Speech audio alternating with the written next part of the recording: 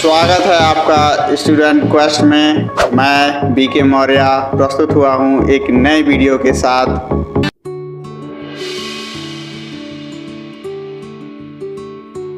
नमस्कार साथियों, एक बार फिर आपका स्वागत है। आज हम अंतर्राष्ट्रीय राजनीति के आदर्शवादी उपागम की चर्चा करते हैं। आदर्शवादी उपागम की शुरुआत 18वीं सदी में हुई थी। यूएस और फ्रांस से जो क्रांति चल रही थी उसी दौरान उससे प्रेरणा लेकर एक विचारक हैं कॉन्डरसेर एक विचारक हैं। इन्होंने 1795 में इस आदर्शवादी उपागम के सूत्रधार बने। इन्होंने एक ऐसे विश्व की कल्पना करी जिसमें ना तो युद्ध होगा, ना विषमता होगी, ना ही अत्याचार होगा, और होगा तो क्या, तर्क, शिक्षा, ज्ञान के आधार पर मानव का कल्याण होगा। और इसीलिए इस आदर्शवादी उपागम को क्या होना चाहिए पर ज्यादा ध्यान दिया जाता है। इसमें क्या है पे ध्यान नहीं दिया जाता, बल्कि इस बात पे ध्यान दिया जाता है कि क्या होना चाहिए। और ये अंतर्राष्ट्रीय संघर्ष और विरोध का समाधान करने की बात करते हैं। ये नहीं कहते कि अंतर्राष्ट्रीय संघर्ष जो है वो अनिश्चित काल तक रहेगा। ये अंतर्राष्ट्रीय संघर्ष को केवल और केवल संक्रमणकालीन मानते हैं। क्यों मानते हैं? क्योंकि इनका मानना है कि जो मानव का स्वभाव है वो अच्छा है और शांति प्रिय है। वो ना युद्ध का समर्थन करता है, ना ही संघर्ष का समर्थन करता है। इसीलिए ये युद्ध और संघर्ष को संक्रमणकालीन मानते हैं और विश्व बंधुत्व और भाईचारा, अंतर्राष्ट्रीय कानून, अंतर्राष्ट्रीय संस्थाओं के द्वारा शांति स्थापित करने की बात करते हैं। इसीलिए आदर्शवादी उपागम को शांति अनुसंधान दृष्टिकोण भी कहा जाता है। विश्व सरकार एवं अंतर्राष्ट्रीय सहयोग संस्थाओं की स्थापना की बात करते हैं, जैसे कि इसीलिए विश्व व्यवस्था दृष्टिकोण जो है ना उसके बहुत करीब है, क्योंकि विश्व में ऐसी व्यवस्था की स्थापना करना चाहते हैं, ऐसी संस्थाओं का, ऐसे नियमों का और विश्व बंधुत्व का, भाईचारा का, अंतर्राष्ट्रीय कानूनों का निर्माण करना चाहते हैं। इसीलिए विश्व व्यवस्था दृष्टिकोण भी इसको कहा जाता है।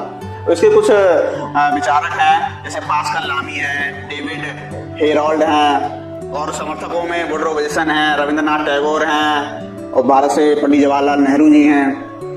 अच्छा, जो व्यवस्थावादी एवं विधिवादी अध्ययन, मतलब ये जो आदर्शवादी उपागम है, इसकी जो मूल्य मान्यताएं हैं वो किस तरह की हैं, उस समय के जो विचारक थे उन्होंने किस तरह का अध्ययन किया, उसको कुछ चर्चा कर लेते हैं। जैसे इन्होंने कहा था कि व्यवस्थावादी और विधिवादी अध्ययन, उन्होंने ऐसी व्यवस्थाओं को विकसित करने की बात की जिसके द्वारा शांति स्थापित हो। ऐसी विधियों को अध्ययन करने की बात कही कि ऐसी विधियों का विकास किया जाए, ऐसी विधियों का निर्माण किया जाए, अध्ययन किया जाए, जिससे शांति और व्यवस्था स्थापित हो जाए विश्व स्तर पर।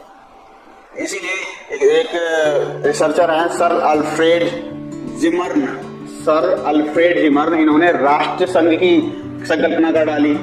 फिलिप नोएल बेकर हैं, इन्होंने विश्व निःशस्त्रीकरण की संकल्पना की। इन्होंने कहा कि विश्व से सारे शस्त्रों को समाप्त कर दिया जाए, कोई शस्त्र ना होगा, ना संघर्ष होगा और ना ही युद्ध होगा। ऐसे एक रिसर्चर हैं जेम्स शॉर्टवेल ने युद्ध को अवैध घोषित करने की मांग कर डाली। उन्होंने कहा कि युद्ध को ही अवैध घोषित कर दो, युद्ध को अवैध घोषित कर देंगे तो युद्ध होगा ही नहीं। इसी तरह से, और ये सारी चीजें ये होंगी कैसे? इसीलिए ये आदर्शवादी उपागम जो है वो लोकतंत्र को अंतर्राष्ट्रीय विधि के द्वारा संघर्ष और युद्ध की समाप्ति का कारण मानता है। ये कहते हैं कि लोकतंत्र का ज्यादा से ज्यादा प्रचार करो, जितना ज्यादा लोकतंत्र का प्रचार करेंगे उतना ही ज्यादा शांति स्थापित होगी। तो लोग, इसीलिए अमेरिका की जो विचारधारा है वो लोकतंत्र को समर्थित है उसमें। इसीलिए ये लोग कहते हैं कि भाई लोकतंत्र का जितना ज्यादा हम प्रचार करेंगे उतना ज्यादा शांति स्थापित होगी। वो लोकतंत्र में जनता की आत्मसत्ता होती है और जनता कभी संघर्ष और युद्ध का समर्थन नहीं करती है। और इन्होंने जो आदर्शवादी उपागम के जो विचारक हैं, इन्होंने राजनीति में संतुलन और शांति स्थापित करने के कुछ तरीके बताए थे। उन तरीकों पर भी हम चर्चा कर लेते हैं। इनका मानना है कि अंतर्राष्ट्रीय व्यवस्था में नैतिक सिद्धांत को अपनाकर हम शांति स्थापित कर सकते हैं। जो शक्ति की राजनीति है, जिसके लिए संघर्ष होता है, उसको हम नैतिक सिद्धांत को अपनाकर कम किया जा सकता है। दूसरा ये तरीका बताते हैं कि जो सर्वाधिकारवादी राजनीतिक दल हैं उनकी समाप्ति कर दी जाए। जैसे अभी चीन में सर्वाधिकारवादी राजनीतिक दल है, एक ही दल है सर्वे सर्वा और दूसरा दल हो ही नहीं सकता। रूस में कहने को लोकतंत्र है लेकिन एक ही दल का आधिपत्य है, तो सर्वे सर्वा है, सर्वाधिकारवादी। जैसे भारत में देख लो, यहाँ बहुत से दल हैं। सरकार एक दल की होती है, केंद्र में राज्यों में किसी दूसरे दल की है, तीसरे राज्य में किसी तीसरे दल की है, तो बहुत दल हैं। तो जितने दल होंगे तो वहां पर मतलब एक अधिकार नहीं होगा और युद्ध और संघर्ष की अंतर्राष्ट्रीय स्तर पर बहुत कम संभावना हो जाएगी।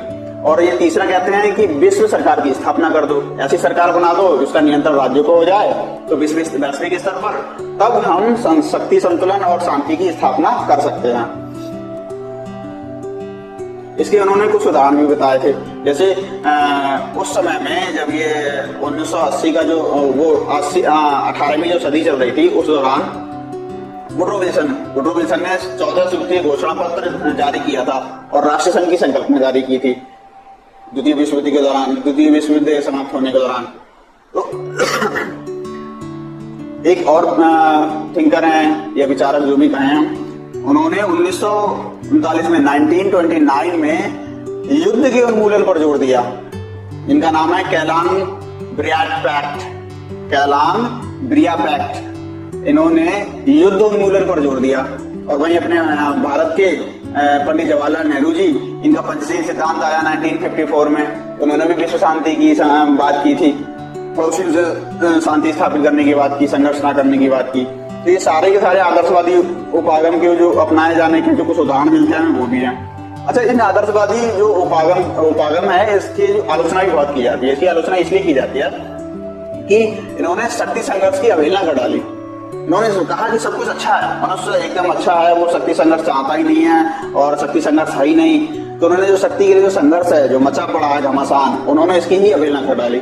और उन्होंने जो एक कल्पना की थी कि विश्व में एक ऐसी सरकार बना दी जाए जो सभी राज्यों पर कंट्रोल करे, तो वो एकदम पूरी काल्पनिक है कि वो वैश्विक स्तर पर सभी संप्रभु में वो अपने संप्रभुता को कैसे त्याग देंगे। तो विश्व की जो सरकार की जो कल्पना है वो वैसे ही संभव नहीं हो पाएगी ऐसी। और इन्होंने जो कहा था, जो इसीलिए एक विचारक हैं नॉर्मन एंजल ने आदर्शवादी उपागम को अति आदर्शवादी बोल दिया और महान भ्रम से इसकी तुलना कर डाली। उन्होंने कहा ये ग्रेट इल्यूजन है और कुछ नहीं है, ये ऐसा इल्यूजन है जो कभी पूरा हो ही नहीं सकता, बहुत ज्यादा आदर्शवादी है, आदर्शवादी है।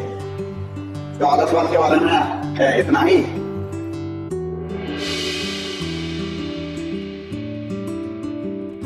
अब हम अंतर्राष्ट्रीय राजनीति के जो प्रकारवादी सिद्धांत है उसकी चर्चा कर लेते हैं। फंक्शनलिज्म के जो विचारक हैं या फंक्शनलिज्म के जो जनक हैं वो हैं डेविड मैट्रिनी। कहीं इनको डेविड मैट्रिनी लिखा होता है, डेविड मैट्रिनी। इनकी पुस्तक का नाम है अ वर्किंग पीस सिस्टम। इन्होंने ये 1943 में प्रकाशित हुई थी इनकी पुस्तक। इन्होंने अंतर्राष्ट्रीय राजनीति को संघर्ष की राजनीति नहीं माना बल्कि परस्पर सहयोग की राजनीति माना है। सहयोग की राजनीति कैसे माना है? और इसीलिए ये क्षेत्रीय आर्थिक संगठनों के निर्माण पर जोर देते हैं, जैसे यूरोपीय यूनियन है, आसियान है, इस तरह के जो क्षेत्रीय आर्थिक संगठन है इनके निर्माण पर जोर देते हैं, क्योंकि ये राजनीति को संघर्ष की राजनीति नहीं मानते अंतर्राष्ट्रीय राजनीति को, बल्कि सहयोग की राजनीति मानते हैं। और इसीलिए इनका जो सिद्धांत है उसको एकीकरण की अवधारणा भी माना जाता है, क्योंकि ये लोगों को एकीकृत करना चाहते हैं, एक साथ लाना चाहते हैं, इसलिए इंटीग्रेशन थ्योरी भी बोला जाता है इसको। और ये इंटीग्रेशन होगा कैसे? तो इन्होंने जो अंतर्राष्ट्रीय स्तर पर संबंध है या जो कार्य हैं उसके आधार पर राजनीति या इसके आधार पर कार्यों को कई प्रकारों में बांटा है। मुख्यतः 3 भागों में बांटा है उन्होंने बांट दिया। एक है राजनीतिक कार्य, यह युग है कि अंतर्राष्ट्रीय स्तर पर लोग जो सहयोग करते हैं वो कैसे करते हैं, संबंध बनाते हैं राजनीति अंतर्राष्ट्रीय स्तर पर, वो किस तरह से बनाए जाए। तो उन्होंने 3 प्रकार से बताया है। पहला है राजनीतिक सहयोग या राजनीतिक संबंध, दूसरा है आर्थिक सहयोग या संबंध, और तीसरा है तकनीकी सहयोग या संबंध।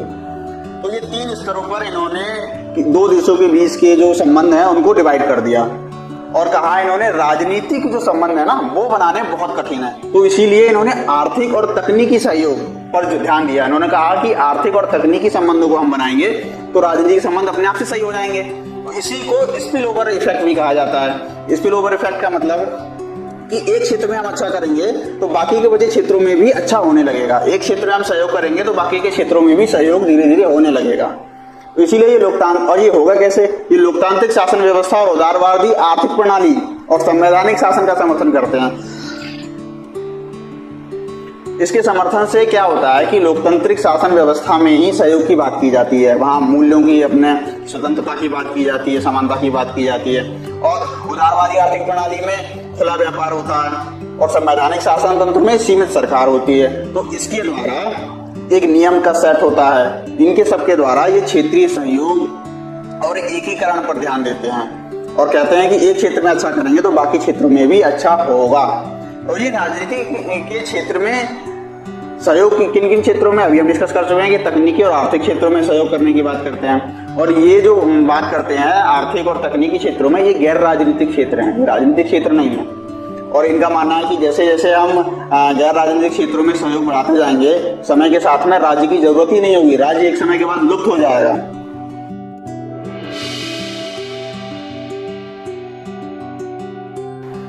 अब हम नव प्रकारवाद या न्यू फंक्शनलिज्म की चर्चा कर लेते हैं। नव प्रकारवाद और कुछ नहीं है, वो सिर्फ और सिर्फ प्रकारवाद या फंक्शनलिज्म में कुछ सुधार की मांग करने वाले विचारकों का एक अपना अपना मत है।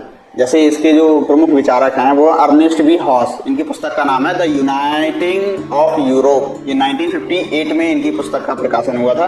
और इन्होंने कहा जो प्रकारवादियों ने जो राजनीतिक और गैर राजनीतिक क्षेत्रों के मध्य जो विभाजन किया था, वो विभाजन सही नहीं है, वो किया ही नहीं जा सकता। क्यों नहीं किया जाता?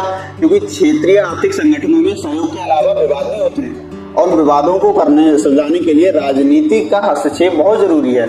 और इसीलिए ये औपचारिक संस्थाओं पर बल देते हैं। ये अनौपचारिक या गैर राजनीतिक तरीके से संबंध बनाने की बात नहीं करते, ये औपचारिक रूप से राज्यों के मध्य, सरकारों के मध्य संबंधों पर ध्यान देने की बात करते हैं। क्योंकि चाहे कितना भी आर्थिक क्षेत्र अच्छा क्यों ना हो, लेकिन विवाद की संभावना या विवाद हमेशा रहते ही हैं। उसको सुलझाने के लिए औपचारिक संस्थाओं पर बल देना आवश्यक होता है। और राज्यों के मध्य परस्पर सहयोग द्वारा नए शांतिपूर्ण विश्व का निर्माण की संभावना की बात करते हैं। और ये यथार्थवादियों से आदर्श में एक कदम आगे और निकल जाते हैं। ये कहते हैं कि क्षेत्रीय एकीकरण या प्रकारवाद में हम कहा गया था, फंक्शनलिज्म में ये कहा गया था कि दो क्षेत्र, मतलब कुछ देश आपस में मिलकर एक समूह का निर्माण करेंगे और क्षेत्रीय एकीकरण की बात करेंगे। लेकिन ये उससे और एक कदम आगे बढ़ जाते हैं और ये ऐसी वैश्विक स्तर पर ऐसी व्यवस्था का निर्माण करने की बात करते हैं और राज्यों को एक करने की बात कर देते हैं। ये कहते हैं कि राज्यों की आवश्यकता होगी ही नहीं, ऐसी व्यवस्था का निर्माण कर दो। और लेकिन वो होगा कैसे? ऐसी संस्थाओं, औपचारिक संस्थाओं के सहयोग से होगा। तो इस तरह से ये न प्रकारवाद के में सुधार ही है और कुछ नहीं। तो आज की वीडियो में इतना ही। धन्यवाद। वीडियो देखने के लिए धन्यवाद। आप सभी लोग हमारे चैनल को लाइक करें, शेयर करें, सब्सक्राइब करें और हमारी वेबसाइट भी है gsmantra.in, उसको भी एक बार विजिट करें।